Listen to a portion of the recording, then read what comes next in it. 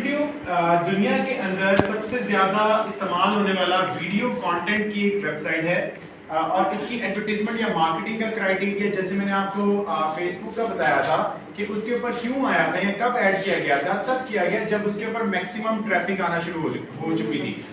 इसी तरीके से हमारे पास YouTube के ऊपर भी एक स्पेसिफिक रोल ऑफ ट्रैफिक है जो इम्पोज हो रही होती है। नॉर्मली अगर हम इसको चेक करें यहाँ पर आकर तो हमें अंदाजा हो जाएगा कि YouTube के ऊपर तकरीबन एक दिन के एक मंथ के अंदर 94.8 मिलियन लोग हैं जो प्रोसेस कर रीड करके देखें तो ये तकरीबन दुनिया में अगर किसी और वीडियो कंटेंट की साइट की बात करूं तो उसमें सबसे ज्यादा ट्रैफिक रखने वाली प्लेस है या ट्रैफिक रखने वाली जगह है।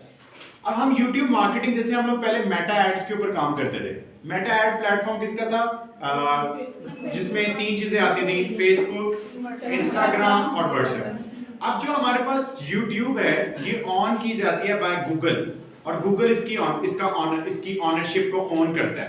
पहले नहीं था, बाद में हो गया था, लेकिन अब जो YouTube जिसके पास है वो गूगल के पास है और गूगल अपनी जो एडवर्टीजमेंट पॉलिसीज इंपोज करती है वो सारी की सारी करती है गूगल एड्स के थ्रू।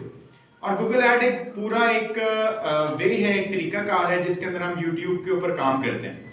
अच्छा, अगर आप लोगों से पूछूं एक जनरली तो YouTube के ऊपर ज्यादा कैंपेन क्या होती है? वीडियोस की। और वीडियोस में हम किस नोयत की कैंपेन्स लगाते हैं? एक तो होगा रीचेस लेने के लिए, एंगेजमेंट्स लेने के लिए या यूजर के साथ इंटरेक्शन लेने के लिए। अच्छा, एंगेजमेंट्स किसको हमने कहा था? जैसे हमने कहा था कि फॉलो ले लें, लाइक्स ले लें, कमेंट्स ले लें, इसको हम कहते हैं एंगेजमेंट्स हमारे पास। अगर हम कहते हैं नॉर्मली रीचेस लेने के लिए तो YouTube के ऊपर सबसे इंपॉर्टेंट क्या होता है कि आपकी वीडियो मैक्सिमम लोग देख रहे हैं।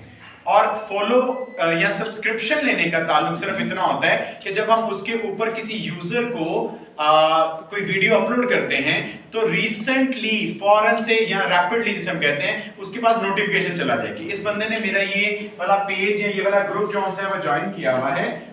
जैसे ही मेरा चैनल के ऊपर कोई न्यू वीडियो अपलोड होती है वो सारे लोगों को उसकी नोटिफिकेशन चली जाती है, इसलिए वो सब्सक्रिप्शन हमारे पास जरूरी होती है। अच्छा, YouTube की मार्केटिंग दो एंड पे की जाती है, एक होता है ऑर्गेनिकली और एक होता है एडवर्टाइजमेंट क्राइटेरिया को इस्तेमाल करते हुए। ऑर्गेनिकली क्या होता है? ऑर्गेनिकली बिहाफ ऑफ कीवर्ड्स इस्तेमाल किया जाता है, हैशटैग्स के तौर पे इस्तेमाल किया जाता है। दुनिया के अंदर एक ऐसा प्लेटफॉर्म है जिसको हम गूगल टैग्स कहते हैं। अभी ये चलता है प्रोजेक्टर, मैं आपको ऑन करके दिखाता हूँ। उस पर हम अपने जाती टैग्स बनाते हैं और उन टैग की एक स्पेसिफिक ट्रैफिक होती है और उन टैग के ऊपर ही सारी चीजें या उन कीवर्ड्स के ऊपर ही सारी चीजें चल रही होती हैं। जैसे हमने सबसे पहले लेक्चर किया था तो उसमें मैंने आपको लिख के दिखाया था क्लोथ इन पाकिस्तान।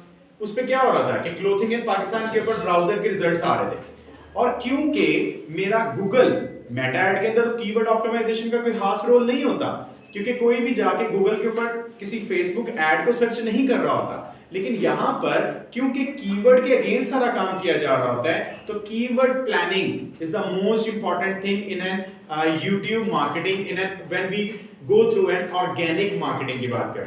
हाँ, अगर हम एक पेड एड भी चला रहे हैं तो तब भी हमें वो खास कीवर्ड, वो खास पोर्शन, वो खास चीजें जो उसके अंदर इस्तेमाल करनी चाहिए या की जाएंगी उन सारों को इस्तेमाल करना के लिए हमारे पास इंपॉर्टेंट रोल होता है। और उसको हम कैसे कर रहे होते हैं अभी हम स्लाइड के ऊपर जाके करते हैं।